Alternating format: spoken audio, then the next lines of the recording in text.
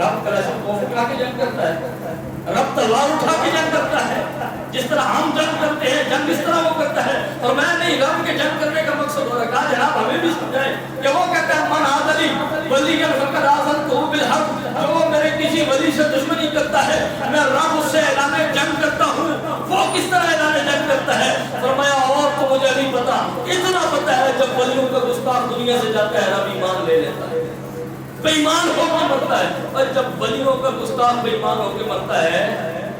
تو نبیوں کا گستاخ کیسے بچے گا؟ اپنے ایمان کی فکر کرو، اگر ہے اس لیے کہا ہے،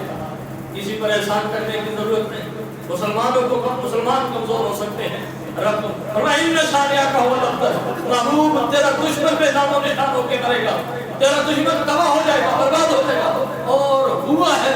تاریخ میں دیکھا ہے کہ مصطفیٰ کے جتنے دشمن تھے سب تباہ و برباد ہو گئے ہیں۔ ابو بکر صدیق کی نسل آج بھی چل رہی ہے، صدیقی لوگ آج بھی موجود ہیں، حضرت فاروق اعظم کی نسل آج بھی موجود ہے، حضرت پاک پتر والی سرکار، حضرت بابا فرید مسعود گنج شکر حضرت فاروق اعظم کی اولاد سے ہیں، آج بھی ان کی نسل چل رہی ہے، آج بھی ان کا خاندان موجود ہے۔ عثمان، حضرت عثمان غنی رضی اللہ تعالیٰ عنہ کی نسل کے لوگ آج بھی موجود ہیں، آج بھی عثمانی موجود ہیں، مولا علی کی اولاد بھی موجود ہے، حضرت سیدہ فاطمہ کے جو بیٹے ہیں جن کو ہم سید کہتے ہیں وہ بھی موجود ہیں۔ لیکن جس نے مصطفیٰ سے دشمنی کی ہے اس کی نسلیں بھی مٹے ہیں، اس کے نام و نشان بھی مٹے ہیں، اور مٹے ہیں،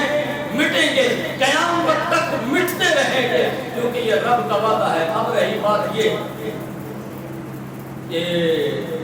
ان لوگوں کے ساتھ معاملہ کیسا ہونا چاہیے جو حضور کی ناموس پر حملہ کرے اور بالخصوص جو مصطفیٰ کی ختم نبوت کا انکار کرے۔ حضور کا وصال ہوا، بس ان کے 3 منٹ میں بات کو مختصر کر رہا ہوں۔ حضور کا وصال ہوا تو جو حضور کا وصال ہوتا گیا لوگوں نے سمجھا کہ شاید اب دین کمزور ہو گیا،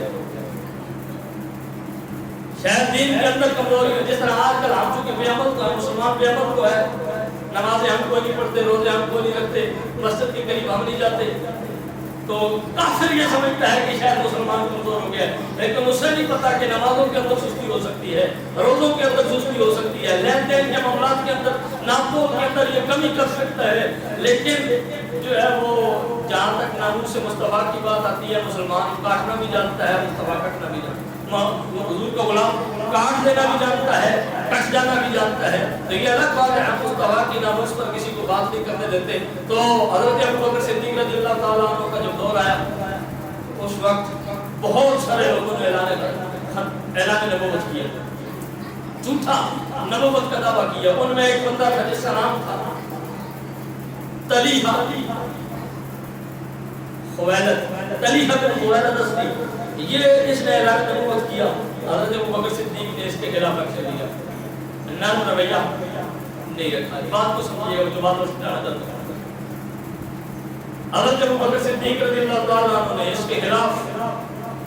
حضرت خالد بن ولید کو مسلمانوں کی فوج کا سپہ سالار بنا کے اس کے خلاف جنگ کا اعلان کیا۔ دوسرا تھا مسلمہ کذاب،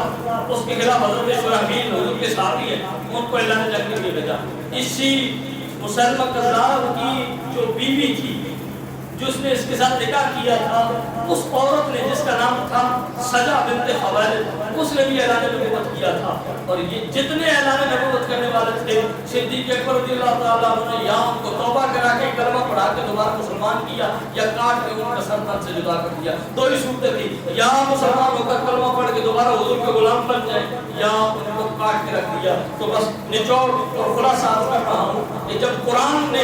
حضور کے ختم نبوت کے منکروں سے کوئی رعایت نہیں برتی، جب حدیث میں حضور کے ختم نبوت کے منکروں سے کوئی رعایت نہیں برتی گئی، جب حضرت ابو بکر صدیق نے حضور کے ختم نبوت کے منکروں سے کوئی رعایت نہیں برتی، جب حضرت فاروق اعظم نے حضور کے ختم نبوت کے منکروں سے کوئی رعایت نہیں برتی، جب حضرت عثمان اور مولا علی نے حضور کے ختم نبوت کے منکروں سے کوئی رعایت نہیں برتی، صحابہ کرام کا دور چلتا رہا، پھر تابعین کا دور آیا، تبع تابعین کا دور آیا، امام اعظم ابو حنیفہ کا فتویٰ ہو تو آپ نے بھی ختم نبوت کے منکروں سے کوئی رعایت نہیں برتی، حضرت इमाम अबू हनीफा के बाद हजरत इमाम मालिक की बात आ जाए, हजरत इमाम मालिक का फतवा हो, आपने किसी खत्म नबूवत के मुनकर से कोई रियायत नहीं करती, इमाम मालिक का दौर खत्म हो गया, इमाम शाफई का दौर आ जाता है, इमाम शाफई ने किसी खत्म नबूवत के मुनकर से कोई रियायत नहीं करती, इमाम शाफई के बाद इमाम अहमद बिन हंबल का दौर आ जाता है, मसला खत्म कुरान उठता है, इमाम अहमद बिन हंबल ने उस मसले में भी कोई रियायत नहीं करती, खत्म नबूवत के मुनकरों के साथ भी कोई रियायत नहीं करती। हजरत करीम नबी सल्लल्लाहु अलैहि वसल्लम की जो औलाद है उनमें से लोग 12 इमाम का नाम लेते हैं, 12 इमाम की बात होती है, हजरत इमाम हसन हो, हजरत इमाम हुसैन हो, मौला अली हो, हजरत इमाम ज़ैनुल आबिदीन हो, इमाम मोहम्मद बाकिर हो, इमाम जाफर सादिक हो, इमाम हसन, इमाम अली रज़ा हो, इमाम मूसा काज़िम हो, इमाम नकी हो, इमाम तकी हो, इमाम हसन अस्करी हो,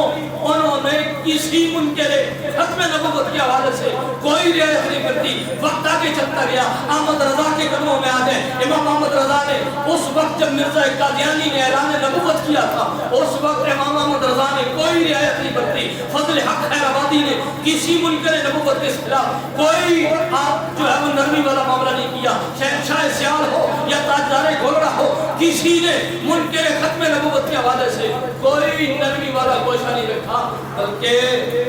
मेरे अली शाह ने जो किताब लिखी, किताब ही बता रही है कि इनके खिलाफ ज़बान से ज्यादा तलवार इस्तेमाल करनी चाहिए। अगर बात को न सुने, आपकी किताब का नाम ही सैफ चिश्तियाई है, चिश्तियाई का मतलब होता है चिश्तियों वाली, और सैफ कहते हैं तलवार को। आपने बताया औरों के साथ बात बाद में होगी, मुस्तफा की खत्म नबूवत का जो मुनकर है तो उसके साथ बात पहले होगी। हुजूर की हदीस पाक से लेकर कुरान की आयत से लेकर सहाबा के अमल से लेकर आज के दौर के औलियाए कामिलीन तक कोई बंदा एक वली से भी, नबी तो नबी रहे ना, हदीस तो हदीस रही, कुरान तो कुरान रहा, किसी एक वली या किसी आलिम से भी ये साबित नहीं कर सकता कि उसने कहा हो खत्म नबूवत के मुनकरों के साथ रियायत की जाए। न जाने कौन सी किताबें लोग पढ़ के आ जाते हैं, न जाने कौन से स्कूल के पीछे बैठ के पढ़ते रहे हैं, कौन सी यूनिवर्सिटी के जो है वो झाड़ू पोछा करते रहे हैं, कि जिनको इतना भी नहीं पता कि और मामले हैं जिनके अंदर नरमी बरती जा सकती है। खत्म नबूवत के मामले में कोई नरमी न बरती है, न बरतेंगे, न बरती जाएगी। इसलिए दो टोक ऐलान है खत्म नबूवत के हवाले से। जो मिर्ज़ा कादियानी का मानने वाला है, जो मिर्ज़ाई है, कादियानी है, लाहौरी ग्रुप से ताल्लुक़ रखता है, मिर्ज़ा कादियानी समेत कल भी काफिर थे, वो आज भी काफिर हैं, और अगर तौबा करके हुजूर का कलमा पढ़ के मुसलमान नहीं होते तो क़यामत तक काफिर हैं। और सबसे बड़ी बात ये है कि जो उनकी तरफदारी कर रहे हैं वो भी उसी जुमरे में हैं जिस जुमरे में खुद मिर्ज़ाई शामिल हैं। तो हम तो ये क्या, हम तो ये तो मानते हैं उसको तो हमें इंसान तो दूर की बात है, हम तो कहते हैं जो पीर मेहर अली शाह साहब की गली तो कुत्ता है ना, पीर मेहर अली शाह साहब नहीं, पीर मेहर अली शाह साहब की गली में जो फिरने वाला कुत्ता है ना, मिर्ज़ा कादियानी जैसे हजारों मिर्ज़े भी आ जाए तो उस गली के कुत्ते के पाँव के साथ लगने वाली जो मिट्टी है ना, वो भी मेहर अली शाह के उस कुत्ते की मिट्टी का भी मुकाबला नहीं कर सकते। मेहर अली शाह तो दूर की बात,